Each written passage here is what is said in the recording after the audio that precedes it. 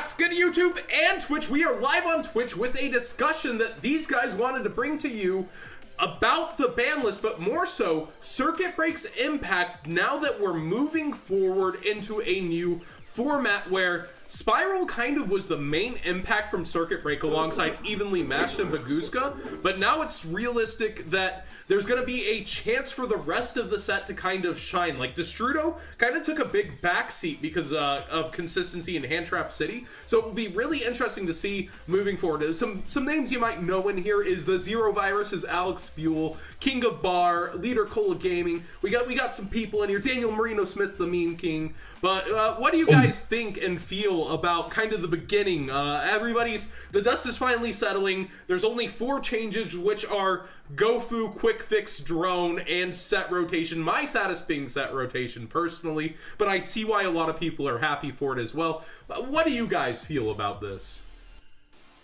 Well, I mean, I think after the last 2 events, it was very clear that Spiral was, like you said, the deck to beat. It was pretty oppressive. You either had to play Spiral or construct your deck to have a million hand traps so you even had a chance of dealing with Spiral. So I don't want to say that Spiral is dead because the deck still very much has a few combos alive, even with Quick Fix and Drone at 1. But yeah, I think we're going to be moving into a format a lot like last month where we had a bunch of different decks, but Spiral will still be part of that. I'm pretty excited to be honest. I had to be here, but we showed a Resort double summon combo that's 20 steps that ends with like a full field using Tri-Gate Wizard. That's what I mean. Like the core of the deck is still very powerful. It's just it's a lot more fair now in comparison. I'll actually PM you a little combo. Less recovery, arguably. Everybody's combos on YouTube's a lot worse than this, but I was sworn to only show this to the stream. But since you're on the stream, I just PM'd it to you on Facebook if you want to look at that cancer. But moving forward here, we've got a lot of cards. I think one of the funniest interactions already is somebody mentioned Ojama Duo, which is kind of a Paleozoic card, especially once we eventually get that Neko Xyz, the rank 2, that can make Paleo have Chrysia. But also versus Struggling Battle, it prevents them from being able to activate it from hand. I thought that was Infernity back to 3, and Infernity back to Barrier, and Infernity Laundry. Well, hey, Farfetch. And he left. That was all he said. Yep, Farfa came in and left. That's not the first time I heard somebody say that either. That was obviously his opinion. Perfect banlist from Farfa. Yeah, Farfa to 0 and Zodiac Duelist banned. And so the cards that I wanted to look at was Akashic Magician. Because it's so generic, monsters of the same type and attribute, there's a lot of interesting plays that can go into. One of the lists that was available from London was a Magician list, and they had this Akashic combo with Witch of the Black Forest. Ooh. And the idea being, you use Time Star Magician to search Witch of the Black Forest, normal summon it, and link both of them off into Akashic, and then Witch will let you search a hand trap. Also to note, she only needs same type, not attribute. I mean, the thing is with that combo is you use up your normal summon, which you prefer to use on Crobat most of the time, right? Ultra Joker is usually like the BL and normal summon because you get to whatever you need. I feel like evenly matched. I feel like evenly matched heavily balances out against them, but they have like 2 shots at it from the hand if they're going double Omega turn 1, which they commonly will. So I think we'll still kind of see like a range of 6 to 9 hand traps rather than that 15, similar to the format before. I don't think we're going to stick in 15 hand trap land here. I think we'll start moving down on those because a lot of decks that will recover better from hand traps, like the Invoked, will kind of step up to the plate here. And Pendulum Magician also kind of recovers from them better. So I feel like evenly matched will be one of the huge counters to Pendulum Magician moving forward. Oh, I have a ton of regarding evenly matched when we end up discussing it. I've been doing a lot of thinking about the card and the pros and cons for both. Well, we're already here, so let them loose. Let's go. So, assuming that after this list, we essentially go back to the format that we had a month ago, just with Spiral like peppered into that top cut list. We have Pendulum, we have Draco, we have Paleozoic, and we have Spiral. Trickstar, and there was a bit of ABC. ABC took a regional first place, a big one actually, 300 plus people first place. Don't forget Draco's. Very true. So like consider ABC part of that as well.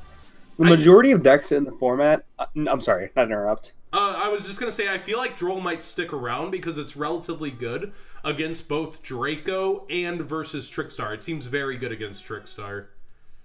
Right.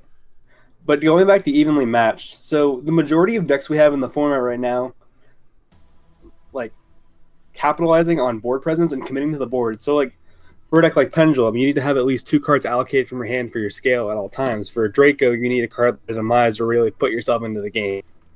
Of course, like they set their whole hand and on it. So in that sense, evenly matched becomes an absolute blowout on turn 1. However, when you get past turn 1, every deck having to like rely on that board presence, evenly matched becomes a lot less powerful than it would seem on paper, because they're not able to like just drop it from hand, which is one of the card's most alluring aspects. But even if they do just set it, they survive the battle phase and they drop it.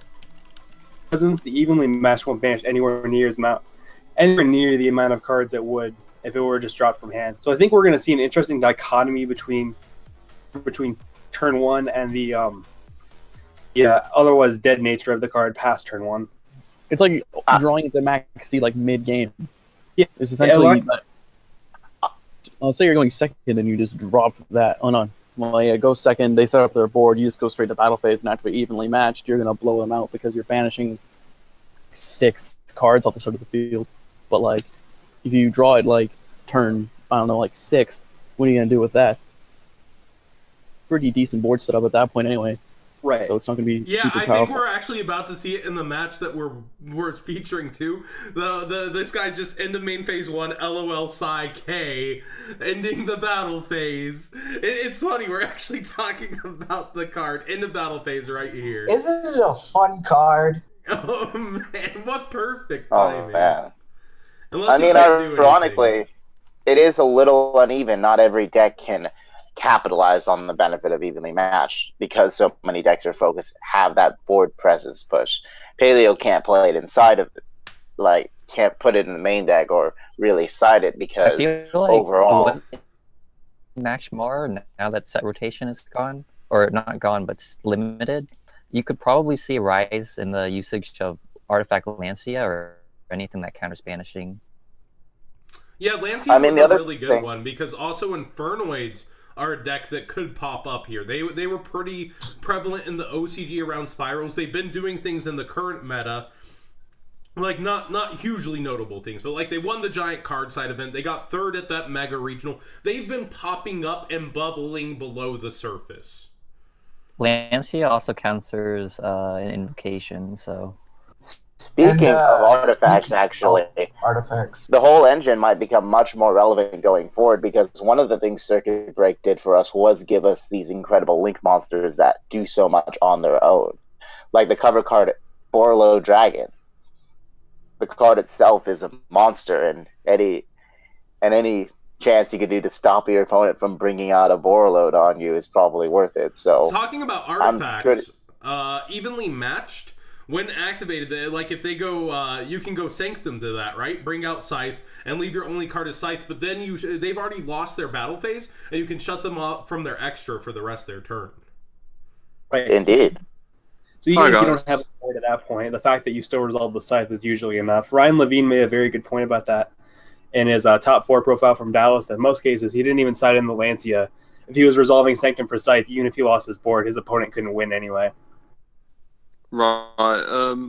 So like, I've got like a prediction, but I think like going forward, like since Spiral's gone, would I be safe to assume saying that Paleo, Magician, and ABC will kind of be on the rise? Yes, I would think so, but Paleo still has a rough time under Master Rule 4. Yes, you can. It takes them a lot longer to make the double Toad. So like their setups are a lot more fragile with the Toad and the back row. And we have on the horizon, this is a ways off, localized True Nade will be a huge problem for that deck. But for right now, I would think it's safe to say we could see a rise in play from that deck in specific, because it's done well in metas where every other deck has been introduced. It's capitalized against ABC when everyone thought ABC would be dominant, and then Metal Foe was in the talk. Paleo's managed to come through that format before, so it's one of my top picks of a sleeper deck. But I also think that if it ever becomes a thing, there's 3 Dankos everywhere. Yeah, indeed. Although it is interesting how many paleo lists lately are changing. I'm not sure if everyone's been paying attention to this, but more and more you're seeing these paleo lists that are not budget lists, but they don't have Card of Demise.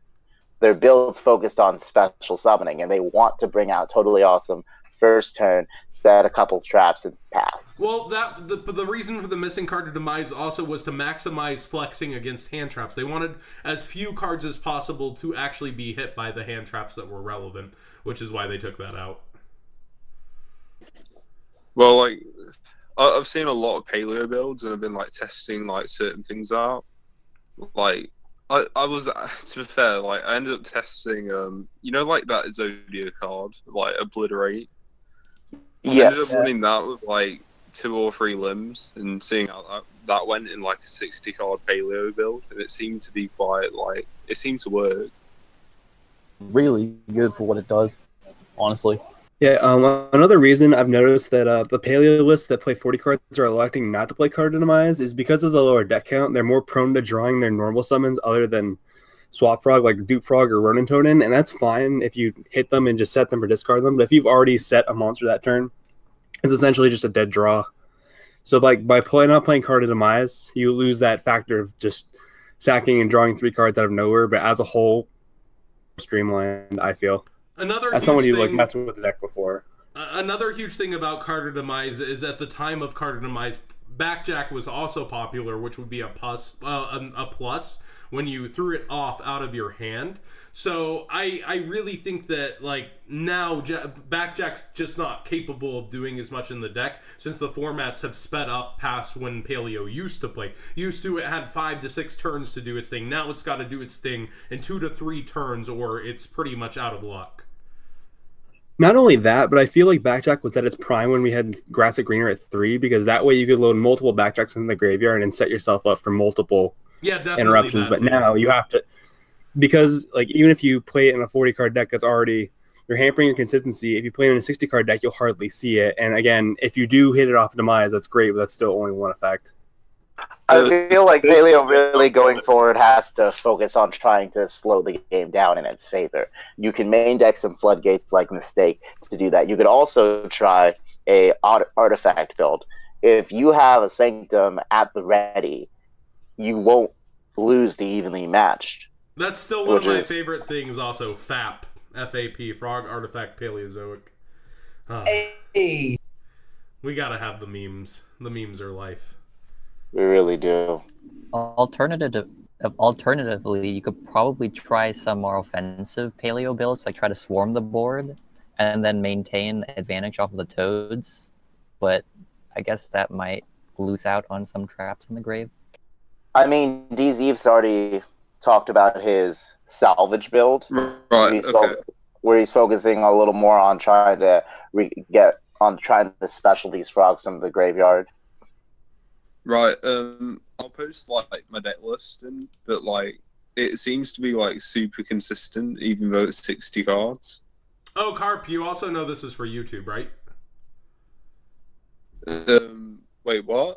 We're doing a discussion for YouTube. I just realized you came in the middle of this, so we're actually doing a specific discussion for YouTube right now. Oh, cool. Just so you're aware. So I'm gonna find Team Wise Guys Sam. That's a up and coming team. We'll watch his match. Moving on, we have another. Speaking of 60 cards. Oh, go ahead. One of my disappointments with this list is that Grass remains at 1. How do you feel about Trickstars not receiving a single hit? I'm fine with that. I think it's all right. I think the hand loop is absolutely a problem, and eventually it should be hit. The deck as a whole is eventually. I don't even think reincarnation is the problem, card honestly. If you hit the card, because most players don't realize for the Trickstar deck, the special summon from Grave Effect is actually much more relevant than the banishing from hand. Honestly, like that combo, I'd argue that Droll is the correct hit because Droll was already being a problem in other versus Tricks. You could have 3 reincarnations and you still wouldn't be able to. You're breaking up really bad, Alex. Yeah, what I was saying though, is very like important for the deck because of the banish effect of special summon itself, and without that, the deck is significantly less consistent. Drolls would actually enable the combos. You could have 3 reincarnations, but if you don't have Droll, it doesn't matter. You're just doing burn damage. Well, at this point, we are seeing more link summoning in the deck, whether they're playing Scapegoats or Gofu, unfortunately, which is now at 1. And it is interesting to see the strategy shift a little bit. Lilybell being taken advantage of some more, and the deck is still very strong. Although I'm not sure that it was just doing enough in the last meta for them to guarantee hitting it right now. Yeah, I like that you brought up Lilybell because Lilybell's kind of evolved the deck a bit. Lilybell, like, even though it was already there, it's getting abused more and more. People are figuring out how to continue to, like, force its way in. That 1,000 mattering a lot because you'll take like a chunk of 5,000. As Alex said, it was basically a burn deck without Droll, but it's like the plan B, and it really does finish and clinch out games. Yeah. Like I said, it enabled a lot of combos. Unfortunately, they're not consistent now with Gofu being at 1, but there was actually a combo with Gofu and Lilybell where you ended with an Ancient Fairy Dragon, a Mrs. Radiant, and a Baguska, which was very reasonably powerful because you had game next turn. How do you feel about Scapegoats, Alex? So that's a card that King of Bar brought up. Scapegoats, like, something we've been playing a lot more on the stream with the Rogue decks, and it keeps putting in a lot of work. It's a 1-card firewall, obviously, but, like, you can also use your extra deck to where it's a 1-card Bora load, which is somewhat powerful. Like, you have to use extra deck resources aplenty for that. But how do you feel about Scapegoat as a card? Personally, it's one of my favorite cards in the last few weeks. The more I've been testing with it, I think it enables a lot of things. And the thing is, we're at a stage with a link mechanic where it's still getting off its feet. It's trying to establish itself. So we need cards that activate them and they allow you to link summon rapidly. That's why I'm not a big fan of the Gofu hit because it sort of just cut that off. But I think Scapegoat ultimately down the road it might become a problem if it doesn't become outclassed by another like tutor out 4 monster card. Right now, I think it's fine because the fact that it cuts off your normal summon for the turn means you have to at least wait and you have to board correctly for it. But no, I definitely think like it offers a lot of different dimensions to deck building, and I really do like the card. And what about the rest of the chat here? How do you, I know King of Bar loves Scapegoat. Scapegoat honestly is a good card, as in like it's in a good position because as Zero Virus mentioned, it stops your normal summon, and you do have to wait a turn. So like you can't just shove into faster decks, or else you probably lose at that point. As well as it helps, it gives slower decks the advantage they need. Honestly. Yeah, something else I like about it is that it's a battle stopper in a sense too. I feel like it's format dependent. My personal favorite like application for the card is being removable, because if you have Scapegoat and literally any monster that's not you can turn it into a Ningirsu and an Ib, draw 1, and then remove a monster without a card without targeting. Yes, Scapegoat has a lot of flexibility, and we're only going to see that grow, not just with this set, but with the sets to come. And right now, it is very good. I think one of the most important thing about Scapegoats is it takes those decks that were strong without doing a lot of link summoning. Like maybe can't commit the resources to link summon decks like Trickstars, and then it adds them this toolbox of links monsters. All right, it's very reminiscent to me of Instant Fusion and Madolche, where it just gives you that extra piece for you to speed up your deck. Let's go ahead and move a little bit forward. We do have a card coming this month, apparently, because the cutoff for Link Kuriboh is in November 3rd. So we should be getting our Link Rebo soon. A little bit too late for Spirals, but it'll still be doing a lot of things in the meta. You're blind if you think it's useless now. It definitely does stuff with Grinder Golem. Becoming a name out of tokens is huge. But another card, so we're going to talk about 2 cards here at once, and we're going to start with this card. Destrudo, it kind of got overshadowed a bit because a lot of the top cut decks started to not use it overall, if I'm not wrong there.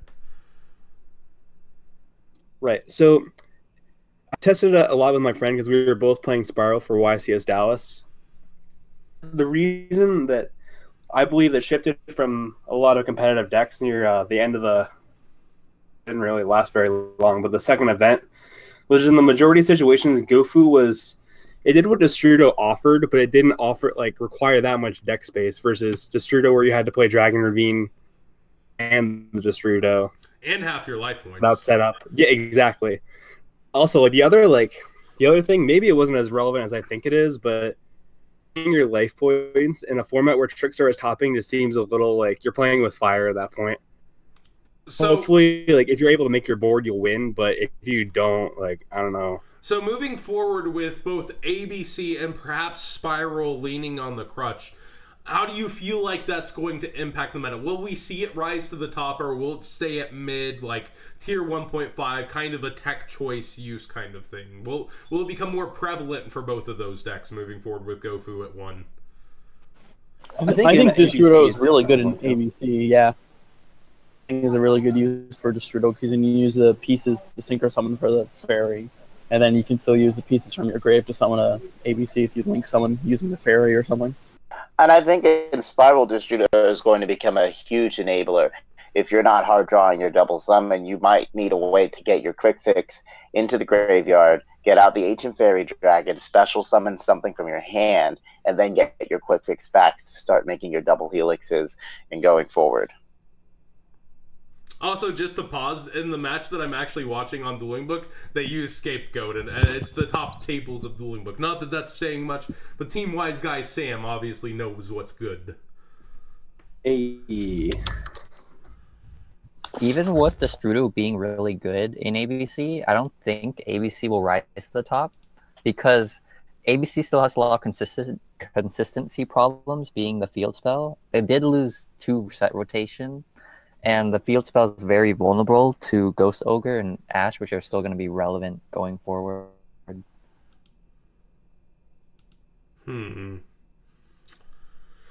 actually not sure how relevant all of the hand traps will continue to be.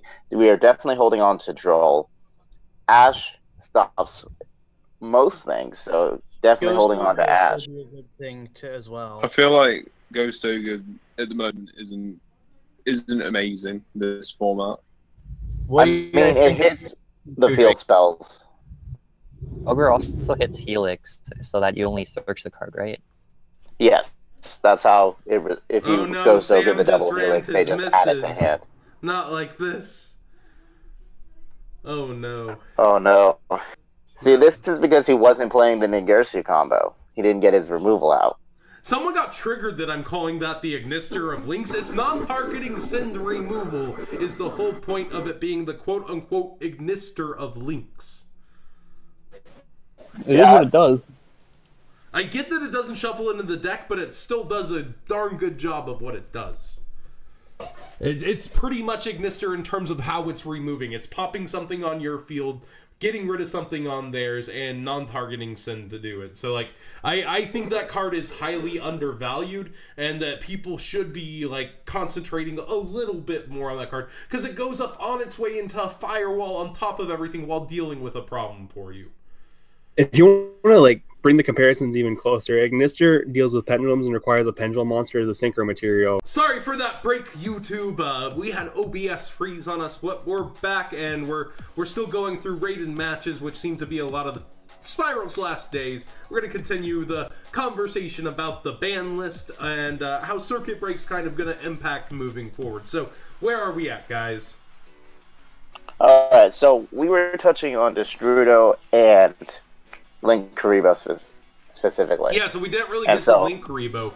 We should be getting it soon-ish. We don't know exactly when, but orders are closing November 3rd, so we should see it sometime within the month, we'd figure. How do you guys... It's just another enabler, in my opinion. It's a huge enabler, though, in terms of it's going to turn tokens into more so cards that are going to be going up into other Link monsters that would have been harder otherwise. It's fully an enabler. It's going to work with Grinder Golem, Scapegoat, the one Gofu we have left. What do you guys expect from Link Rebo? I think the card is absolutely insane, and Banlist going to enable a lot of really... call it like you said, but I think for the time being, because we don't really have many sets coming out between now and in January, and we don't really have a lot of new cards coming in, so I think Link Haribo's impact on its release will be very quiet. But then eventually, when we do get cards like Security Dragon or Code Talker, that's when we'll really see it explode in playability. Because Security Dragon being a jump promo with no sign of a release really Grinder Golem in the question, because the combos are nowhere near. Yeah, we're nowhere near the level of degeneracy that the OCG is facing with the double bounce, the Akshik, Grinder Golem into Security Dragon, Grinder Golem. That's a rank 4 +2 already there. And those two, like, I've seen combos from D-Summon with Infernoids where he loops using firewalls, and with just Decatron and Grinder Golem, he like gets 17 cards in the graveyard. And a lot of them are controlled, sent to graveyard by the Decatron being brought back from the graveyard by Firewall, then resummoned by Firewall. Yeah, bouncing it with Antra is just an absolutely like stupid combo. I think we can all agree that Grinder Golem, when we do get Security Dragon, has no business being in our game. Definitely, but there is a dark horse interacting with these same groupings of cards. Like once, because we had Dark Synchro in the TCG, and that was hit very hard in the OCG, so there is no precedent for what the deck does going forward moving into the Link era. But even without the Link Vrains pack coming out to us, I think Dark Synchro has a chance here to evolve into a Dark Link kind of deck. You're maining Armageddon Knight, so you can just send your Destrudo right to the graveyard. And let's not forget that it is searchable by a single spell card. Oh, the yes. Grinder Golem. Yes, it's you just have to give them a spell. So it's a neg 1, get Grinder Golem out of your deck, which is huge. That's the Dark Contract Door, or Dark Magical Contract Door. I forget what it's called. In the movie pack. Sorry, yes. Whoever's talking is very quiet. I think it's John. I can't tell. Well, he's turned his headphones off. So, we also have, moving forward, some underlooked cards, but I think the final main card from Circuit Break that has been heavily looked at is Baguska, and I think that's going to become even more powerful moving forward. I've seen Pendulum Magicians, like, they kind of just decide when to turn their turn back on by turning it to attack mode or letting it stall out for 2 turns. So do you think that maybe Kaijus or Field Wipes will become more prevalent as Baguska becomes more used as a turn 1 kind of, oh, this is my play for the turn, let's see what you can do? Oh, definitely. Before we had Spiral take over the format, Magician was largely considered the best deck, and now the general consensus is Pendulum will once again be the best deck. And they didn't have Baguska when they were that powerful, but now they do. And they can consistently end with Baguska plus the Time Pendulum Graph, which for a lot of decks is too much to deal with. So I think being able to out the Baguska will be very important. It will be very important. The only trouble is how valuable those outs are. If, like, say the Pendulum Magician player has gone off on you and he's double Omega in Baguska set Time Pendulum Graph. I think like that's kind of the exception, not the rule, because for you to be able to make all 3 of those in 1 turn is that's a pretty good hand. Usually it's just a matter of Omega, Baguska, and deal with the trap. Well, it's Wisdom Eye into Harmonizing Magician and having a Magician to summon as well. Or even a Joker, because you can get the White Wing from the deck, and then you have overlay material. So before I unleash you guys to your rogue/crazy picks from Circuit Break, we talked about most of the main cards that people would think of first. How happy are you with the ban list? I mean, I'm not disappointed. Like, I think they're making their correct choices. I like that they didn't outright kill the Spiral deck for people that invested into it. I know, like, there were a lot of people very upset when we got the adjusted list a few years back and Pepe was decimated. It was still around his Draco Pals, but nowhere near as it's cool they did that. I really like the format we were in post-circuit or pre-circuit break, so I'm looking forward to going back to that. I just wish Gofu hadn't gone because, like I said earlier, of like the Awaken mechanic where there aren't enough cards to just let you go off, and Gofu really helped with that. Yeah, I felt like Gofu was more of an enabler that hadn't really come to the forefront even yet. Like, we saw it peppered into a few decks, but it's not like it littered through the top or was that degenerate yet. But I guess moving forward, it could have become that way. It's just odd to see it as a more preemptive hit. No, absolutely. It had the right to get hit eventually, but I just think it was a little bit too early. I mean, more with it. The only thing I was kind of against was set rotation. I mean, I kind of biased against it because I really like the card, but I understand why it was hit. But I could see it staying around even if they hit Spiral, because that was its main. Because I mean, you're using it against the Magician, you're not going to really stop them too much. I feel like Konami keeps making better and better and better field spells. And the whole decks are just centralizing around field spells. And I really like the idea of it working as kind of a floodgate against them and also having to play quote-unquote Garnets in your deck in order to play the card as well. I felt like it was balanced in that sense. But I guess, like, Konami really wants decks to continue to concentrate on these broken field spells. So maybe it was just too powerful in that fact that, oh, it not only shuts down the Evoked, it not only shuts down the Trickstars, it not only shuts down the True Dracos, like, by giving them a field spell that they can't flip. Like, it's just, like, too good because of that. But all those decks have ridiculous field spells. So, I mean, I felt like it was good to have a check and balance to those field spells and to a struggling battle, aka evenly matched. Not even. Yeah, those are all good, and it's also the fact that we now only have one set rotation, but have 3 terraforming, which you think that would be the other way around because you do have to play that Garnet for set rotation to work. I felt like it would be the other way around too, personally. Even if you judge it just in the context of the format we just left. Some players were actually electing to play set rotation over terraforming. Like, they would play 3 set rotation and maybe 1 to 2 terraforming, just because in the context of the format, set rotation got around Droll, which was supposed to be this like mythical turn ender against Spiral. Like, yeah, the reason I guess they could justify hitting it was just because it has that versatility where you can't ash a set rotation or Droll it. Oh yeah, and there's Metaverse now too. Right. I mean, I guess eventually when they do hit terraforming, because it's bound to happen eventually, then it'll kind of force us to play Metaverse versus in the OCG where they hit terraformation is still like viable. So, okay, speaking of the other cards, Metaverse is kind of one of those unsung heroes that was really hyped coming in that didn't see any play. What kind of cards are you all looking at from Circuit Break as kind of like, this might be the unexpected tech, or this is something I loved out of the deck, but it's not necessarily top tier? And how do you feel it might impact something moving forward? Metaverse was a perfect example, as it's not really relevant now, but it could be one day. What cards do you think are kind of sleeper cards like that? Alright, so one of my franchises will be Broken Line. It's not really good in most decks, but we were getting a counter fairy structure.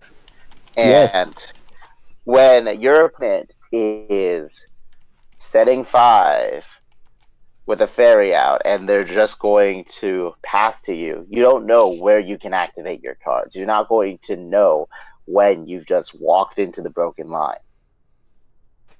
Even non-in counter fairy, I just think Broken Line isn't bad at all for just setting in the column that you give them, because you're going to say it's not a link monster and just set Broken Line in theirs.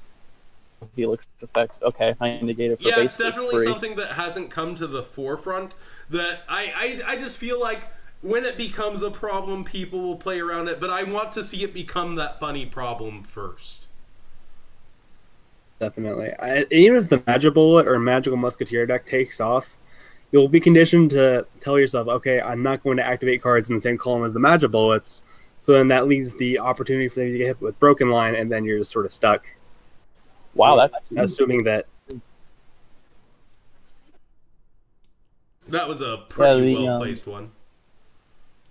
Up with Magic Bullets and Broken Line. It's actually really interesting how you can say you're going first against Magic Bullets, and you set Broken Line down. You know, they're like, oh, they're gonna activate a spell trap in that column, so they put their stuff there. Any other sleeper cards here that you? Because I heard two people speak at once. I don't think everybody was for Broken Line there. No, I'm really interested in a Nimble Beaver out of the new set. The card is a dedicated tour guide for level 2s. I think eventually the card's going to be very good. It's a one card in the Star Boy. I'm really curious to see adapt, and along with playing the Frog engine, they'll play like a Nimble engine, because they have other there are other really solid Nimble cards. That is notably a short print as well. Yeah, can Nimble Beaver search that special summon itself? I don't actually remember exactly what it does. Yes, it can. God. When this card is normal summoned, you can special summon one level 3 or lower Nimble monster from your deck or graveyard. So it also accesses the graveyard if you only just wanted to straight up play 3 of him. Yeah, I just think the card does a lot for a little, and I'd be hard pressed to say that it won't ever do something. It's just a question of when. Well put, well put.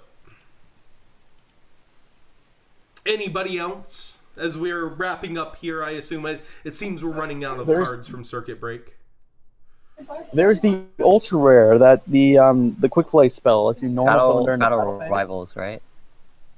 Oh, Rivals? Yeah, that's it. So basically with that one, this lets you normal summon during the battle phase, which kind of save you in certain ways. Like say you're about to you just summon a card that's bigger than his monster or something. I suppose. Or even say, like the big one, in my opinion, like the big deck to use it is Trickstar. They're already summoning a lot during the battle phase. Card actually, that card randomly has edited art. She was pinching her cheek in Japan. That was physical violence. That in our children's card game. No pinch. Certainly a few really cool combos in Trickstar, because you can search Candina with Candina. So you go Candina, then go to battle phase, then go Rivals, Candina, search Lycoris, and attack for an extra 3,400. I just turned into a game on Team Wise Guy Sam again, and I watch a Chaos Max Dragon pierce his quick fix for 7,200. Oh, Sam's not having a good time during this conversation. No. I remember when that first came out, the movie pack, I was playing Cubics just to try it out, and so I'm like, alright, set my V-Jam, and then he normal summoned he ritual summoned a Chaos Max and attacked me for piercing 8k. Yeah, double piercing is quite the mechanic. But I guess that's going to wrap up the conversation overall. Hopefully I edited it together somewhat seamlessly for YouTube tomorrow. But that's kind of a round table open from the Zodiac stream. If you're not here, you're missing out. Come join the live streams. There's not really a set time for when we do it. I'm going to try to get a set schedule sometime next year, though, I promise.